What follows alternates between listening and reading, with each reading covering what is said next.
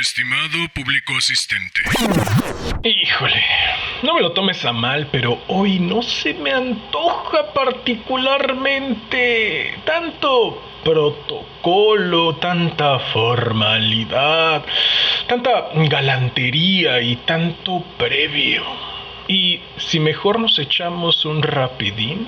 ¿Sí? Pues va. De Ángel de Campo, el Pinto. Chilindrina era una perrita poblana, gordita, muy lavada, muy blanca, con su listón azul al cuello, siempre dormitando en las faldas de doña Felicia, su ama, que era dueña de un estanquillo y había concentrado en ella todo su amor de vieja solterona. Cuidaba del buen nombre del animal como las madres cuidan de la inocencia de sus hijos, y casi murió de dolor cuando supo la terrible noticia. Chilindrina, la doncella sin mancha, había tenido amores con el capitán, escuincle horroroso de un zapatero vecino. Frutos de estos amores fueron la Diana, el Turco y el Pinto, de quien voy a ocuparme. Era un perro de pueblo, enteramente flaco, de orejas derechas y agudas, ojo vivaz, hocico puntiagudo, grandes pelos lacios y cerdosos, patas delgadas y cola pendiente. Era de esa clase de perros de raza indígena que tienen una semejanza con los lobos, de un color amarillo sucio manchado de negro, lo que le valía su nombre de Pinto. Su historia puede encerrarse en estos capítulos: el hogar, el cuartel, la calle, la vagancia. Muy pocos días duró bajo el brasero en el cajón de vino, lleno de trapos manchados de petróleo que le sirvió de cuna. Aún no abría bien los ojos, que tenían esa opacidad azulosa de los recién nacidos. Aún su paso era débil cuando lo regalaron a la primera que lo pidió, y fue doña Petra, portera del 6 de Mesones, señora fea que, no teniendo quien la amara, amaba los animales. Un gato se le había desertado y, para mitigar la ausencia, iba a sustituirlo con un consentido más fiel, el Pinto. Con calma maternal daba las migas de pan en leche al tierno niño, lo acostaba en un rincón envuelto en trozos de alfombra, lo arrullaba en el regazo y en horas de quehacer lo exponía al sol tibio de la mañana. Ahí reposaba el Pinto, cazando moscas al vuelo, dando paseos nocturnos, oliendo las junturas del embaldosado y acostándose de nuevo, previas las vueltas de ordenanza.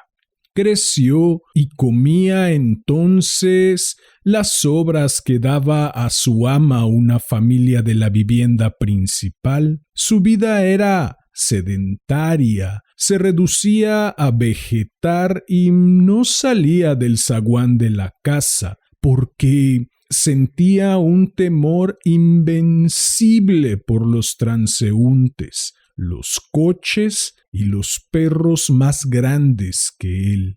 Cuando el ama salía, lo dejaba encerrado y más de una vez se oyeron tras la puerta aullidos lastimeros a los que respondían frases coléricas de los vecinos nerviosos.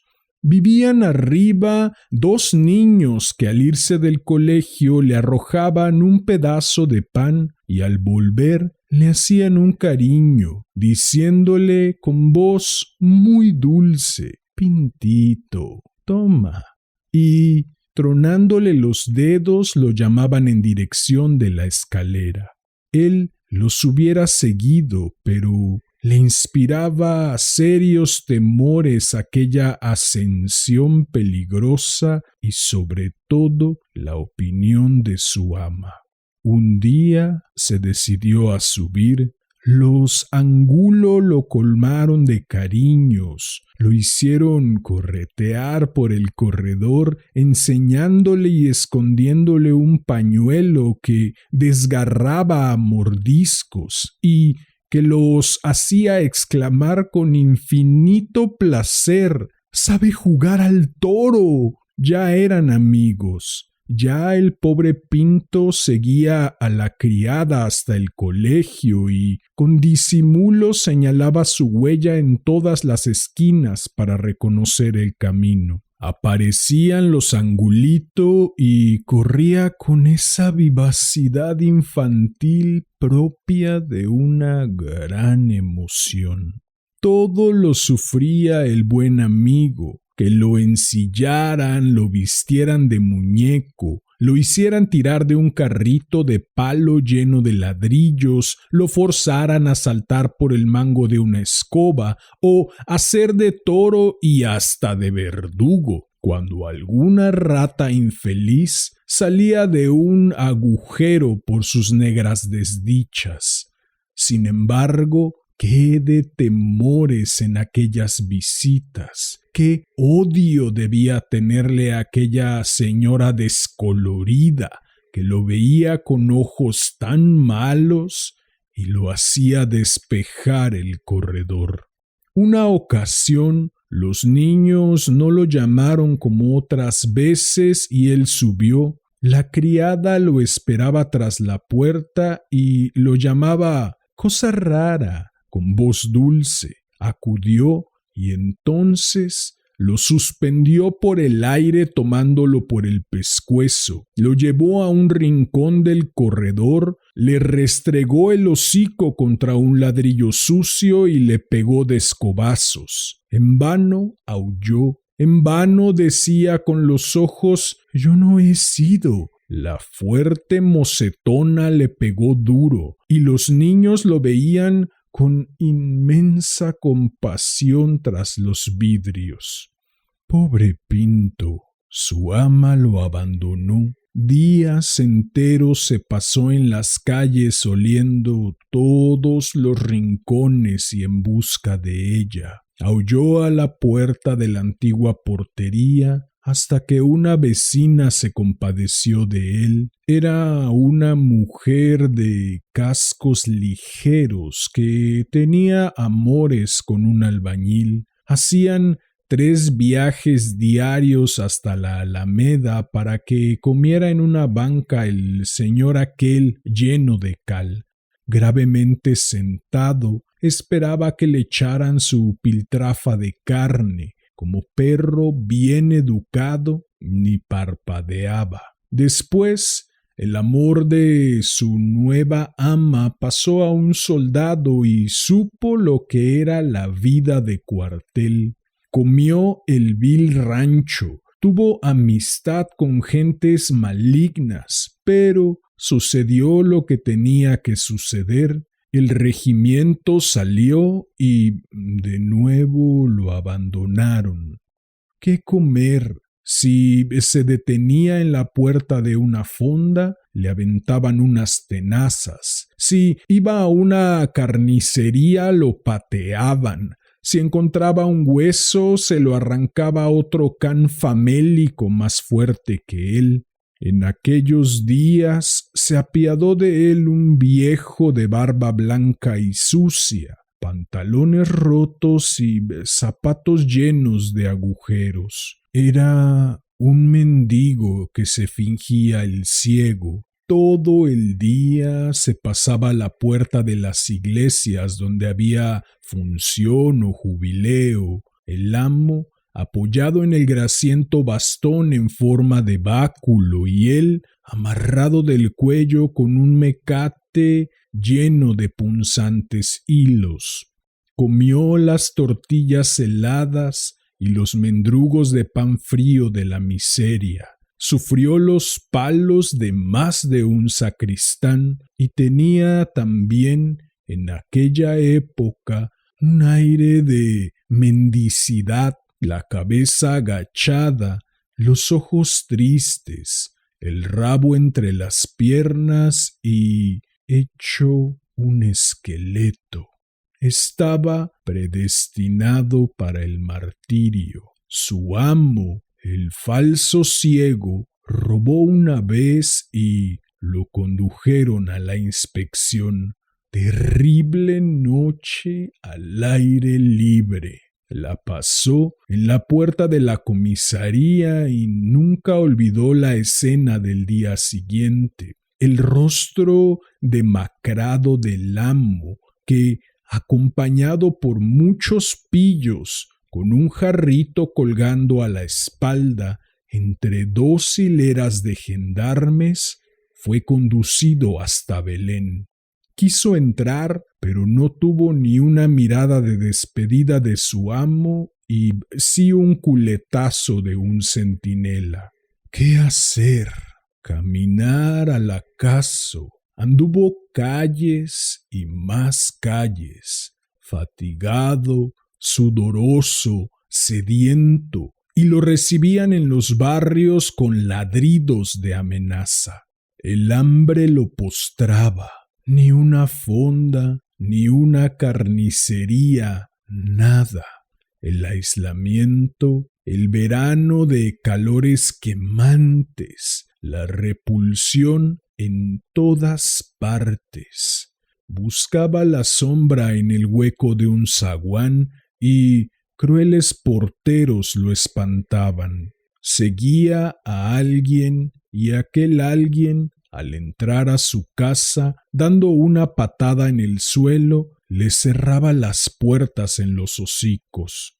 Pobre Pinto. 2 veces intentó olvidar con el amor su desdicha, pero las 2 fue desgraciado. Ya casi había conquistado a una desconocida cuando un señor alto, moralista tal vez, lo espantó pegándole un bastonazo. Lo iba a machucar un tren y perdió a la dama. Su segunda tentativa fue tan desgraciada como la primera. Un Terranova, abusando de la fuerza, le arrebató a la que tanto había soñado.